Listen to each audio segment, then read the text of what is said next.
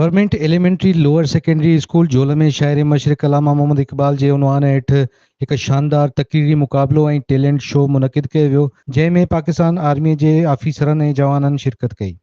इन मौक़े ते आर्मी कैप्टन अब्दुल वहाब ख़ासि महिमान तौरु तक़रीब में पहुतो ऐं पंहिंजे ख़्यालनि जो इज़हार कंदे चयो त सिंध जे सरकारी स्कूलनि में अहिड़ो टैलेंट ॾिसी मूंखे बेहदि ख़ुशी थी आहे।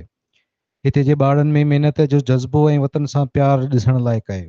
तक़रीब में झोल जे सियासी ऐं समाजी शख़्सियत चेयरमैन राणा राशिद पिणु शिरकत कई, जॾहिं त स्कूल जे समूरनि उस्तादनि ऐं शागिर्दनि वॾे जोश ऐं जज़्बे सां हिसो वरितो। इन मौक़े ते शागिर्दनि अल्लामा इक़बाल जी शाइरी, तक़रीरुं ऐं क़ौमी नग़मनि ज़रिए पंहिंजो टैलेंट ऐं हुब्बुल वतनी जो जज़्बो पेश कयो, जंहिंखे ॾिसी महिमाननि ऐं उस्तादनि पारां संदनि हिमत अफ़ज़ाई कई वई। इन मौक़े ते स्कूल जे उस्तादनि इमाम बख़्श बलोच, लुत्फ़ अली वसाण जी तरफ़ां पाकिस्तान आर्मी जे कैप्टन अब्दुल वहाब ऐं संदनि साथी जवाननि चेयरमैन राणा राशिद खे अजरकुनि जा तोहफ़ा पिणु पेश कया विया।